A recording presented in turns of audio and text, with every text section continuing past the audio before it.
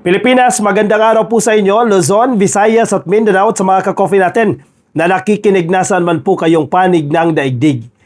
Meron na naman pong napahiya itong grupo ng 18 Marites, yung grupo ni Topacio, yung grupo ni Mike Defensor. Nakakahiya kayo ha? Meron pong revelasyon ngayon si Ombudsman Jesus Crispin Remulla. Yung mga delivery, yung picture ka-coffee na pinakita ng 18 Marites, kung saan nag-deliver sila ng pera, panahon po ni Digong. Grabe ha, nakakahiya kayo ha. Panahon po ni dating House Speaker Lord Velasco. Hindi ni Speaker Martin Romualdez. Kita mo na?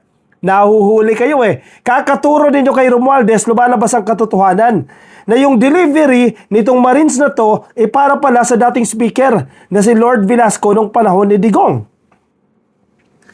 Baka si Digong yung nakatanggap. Basa. One photo. Teka, dumidilim tayo. One photo in ex-Marines. Quote-unquote ha, kasi hindi naman talaga Marines. Yung iba peke. One photo in ex-Marines affidavit showed delivery during Velasco's time. Sabi po ni Ombudsman. Paano ngayon yan? Paano nyo na naman pagtatanggol yan? Paano nyo lilinisin yan? Alam mo, nahuhuli kayo ha, hindi na lang mga edited yung pictures. Yung iba, siguro totoo, kasi panahon pala ni Digong. Panahon ni Lord Velasco. Kanino ibinibigay yung pera na natatanggap ni Lord Velasco? Di ba ganyan ang bintang nyo ngayon? Pinapadaan kay Romualdez, tapos pupunta kay Marcos? Baka ganun talaga. Alam niyo yung kalakaran, pinapadaan kay Lord Velasco and then napupunta kay Digong. Hala kayo. Huli kayo. Totoo ba yan? Tanong yan ha. Kasi si Digong alam niya. Sinabi niya ng ilang beses siya na nung siya ay presidente pa, alam niya yung korupsyon sa DPWH dyan sa mga flood control projects na yan. Pero dinedma lang ni Digong yan. Hindi niya inimbestigahan yan. Kinusinti niya yung nakawan na yan sa mga flood control projects nung siya ay presidente. O baka nakikinabang siya. Baka kumikita siya. Ayan, lumalabas ang katotohanan. Mga diles, paano ngayon yan? Basahin natin itong balita na ito. Payang-paya kayo ngayon ah.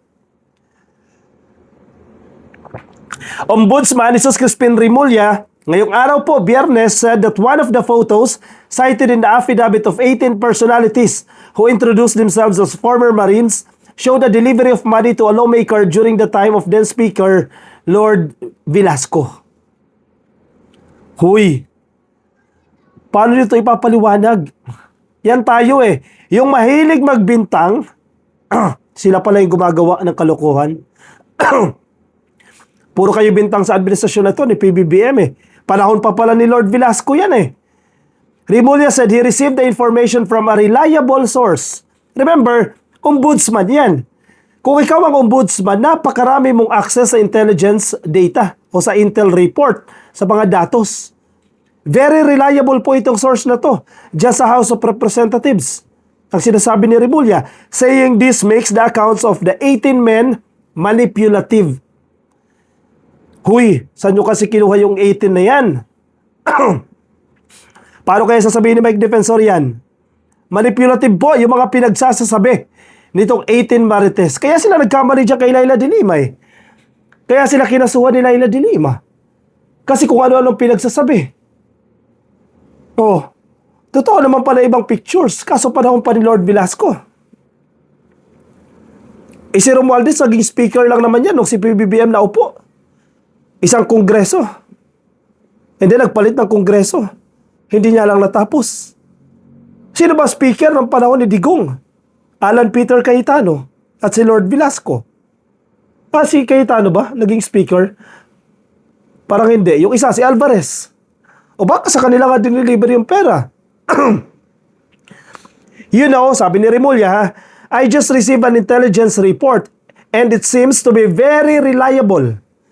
Very reliable. Hindi lang reliable ha. Very reliable itong information na to.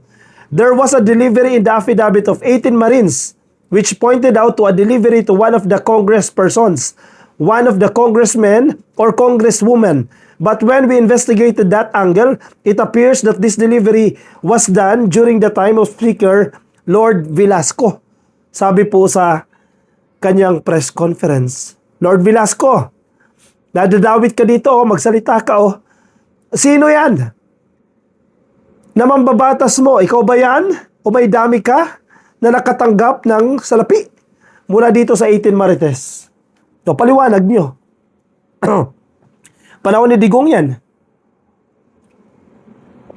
Yan ang mahirap sa inyo eh. Hindi nyo ginagalingan yung kwento ninyo eh. Yung affidavit ninyo, hindi nyo ginagandahan eh. Tuloy, nabubulilyaso kayo. Bumabalik din sa inyo, di ba? Ang karma, ang bilis Ang galing mo manira, bumabalik din sa iyo yung paninira mo. That picture that was put in the affidavit was done during the time of Speaker Velasco. So it is not an entirely accurate depiction of pictures. Pinipilit nyo kasi kay Romualdez yan eh. What you see here is really a manipulation of facts to make it appear that that was that. But actually, they were playing with timelines. This is one timeline that they played with. That this happened before the term of President Marcos. Malinaw na sinasabi ni Remulla. Panahon po ni Digong yan. Pinapalabas ninyo, panahon ni PBBM yan. Sa pool, Velasco served as the Speaker of the House from October 2020 to June 30, 2022 during the 18th Congress. Wala pa ako nakikita sagot ni Lord Velasco dito. The President during this period was Rodrigo Duterte, who is now detained dyan sa ICC facility sa The Hague, pending crimes against humanity against him over systematic drug war deaths. Baka dyan din nakaipon si Digong. Remember yung ipinambabayad nila ngayon sa abogado na napakamahal, 150 million a month, hindi yan kaya ng kanilang assets. Nakapag-imbak yan. Malay natin yung ibinabayad nila ngayon, yan yung mga nakurap nila nung panahon ni Digong. Kasi mali-maleta pala natatanggap eh. Ang masaklap dito sa 18 Marites na to, ginamit na nga sila, mali-mali pa yung sinabing impormasyon. Akala nila hindi na mag-iimbestiga, akala nila tangayo nasa gobyerno. Yan ang mahirap sa grupo nila Mike Defensor eh. Akala nila hindi ma-verify yung mga information na binibigay nila. Hello?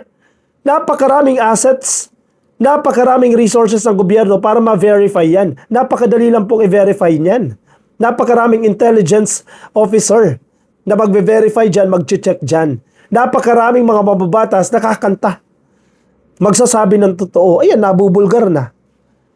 Diba? Sino nakakatawa ngayon?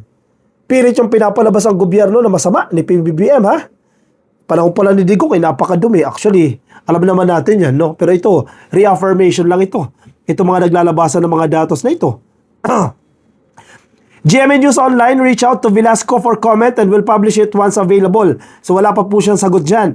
Remulla, however, said that he is not questioning the veracity of all the photos cited in the joint affidavit of the 18 men.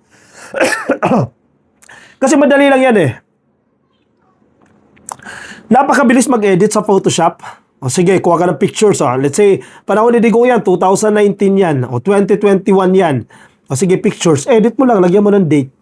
O lagay mo sa date 2023. Panahon na ni Marcos dyan. Napakadaling gawin yan. Sa cellphone nyo, kaya nyo gawin yan eh. Kahit grade 1, kayang gawin yan eh. Marunong na mag-edit eh. So itong mga 18 Marites na to, kung sino man yung nagkukumpas sa kanila, definitely may nagmamando dyan. Halimbawa, si Mike Defensor yung nagmamando dyan. Hindi nyo man lang inayos yung timelines ninyo. Hindi nyo man lang ginalingan yung edit ninyo. Diba? Para hindi kayo nabubulilyaso. O sino napapahamak ngayon? Kayo din. Palpak yung ginagawa ninyo. Sino napapahamak? Yung 18 Marites na nagpagamit din naman sa mga tao na ito. At least one picture that was used in the affidavit would show us that it was done during the time of Lord Velasco as Speaker of the House. I'm not talking about the other photos, but there was one picture there that was put in the affidavit that was actually taken before we assumed office. 100% sure si Remulla, yung picture na yan, kinunan yan bago pa umupo si Marcos sa kanyang pwesto. Bago pa siya na-appoint bilang DOJ Secretary, definitely bago pa siya na-appoint bilang Ombudsman. Malaking linis na naman ito. Kaya lalo magagalit ang mga dinas dito kay Mike Defensor eh. Kasi ang dumi magtrabaho eh. Oh. Ayaw man lang ayusin yung trabaho eh. O tuloy, sila napapahamak ngayon. Nabubulilyaso sila. Oh, hindi pa nagsasalita ang NBI dyan ha. Kaya pala, ka-coffee, kung inyo matatandaan kahapon, di ba nag-iba ng tono eh. Itong 18 Marites na to eh. Yung una sinasabi nila, willing sila na mag-cooperate sa NBI ha. Full cooperation, that was the term. Full cooperation. Pero pagdating kahapon, ayaw nila nang hiwa-hiwalay silang i-interviewin.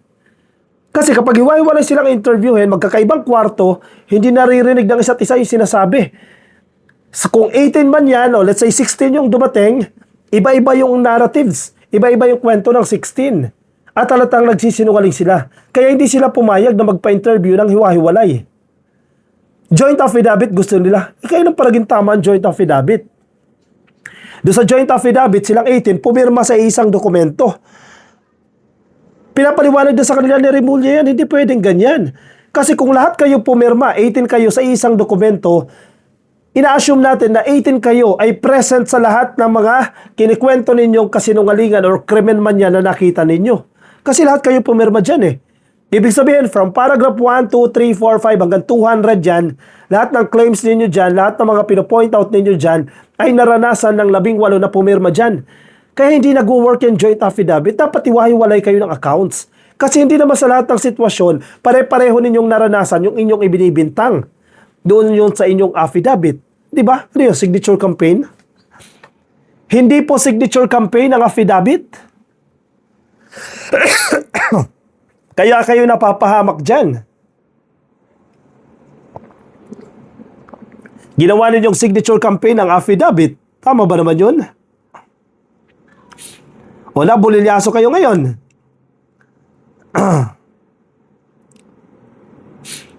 Maleta na dineliver sa isang tao, ang report sa amin, pera yung laman, sabi ni Remulla. Yun nga eh, nung panahon ni Velasco.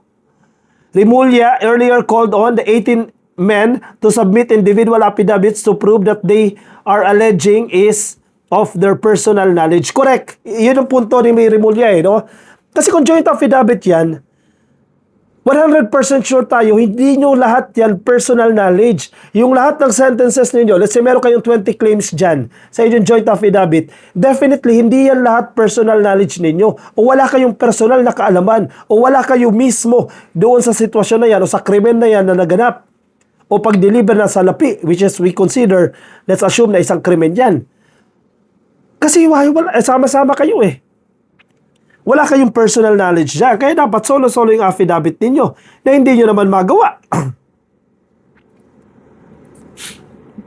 Di ba? Kaya kayo ngayon. O linis na naman kayo. Hindi ko alam kung ano na naman ang gagawin ng mga DDS trolls para linisin ito. Para baliktarin na naman ito. Malamang sa malamang, bibirahin na naman nila si Romualdez, bibirahin nila si PBBM, o kaya si Remulla. Dahil si Remulla yung nagsasalita dito.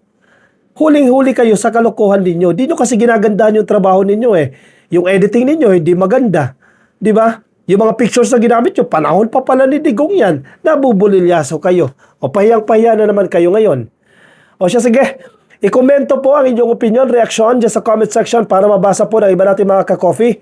Yung mga nasa Facebook, baka di pa po kayo naka-follow, follow na po kayo sa ating Facebook page. Yung mga nasa YouTube, subscribe na po kayo. At nasa TikTok, subscribe na rin po kayo. At magkita-kita tayo ka-coffee sa aking susunod na video. Paalam po sa inyo. Bye-bye.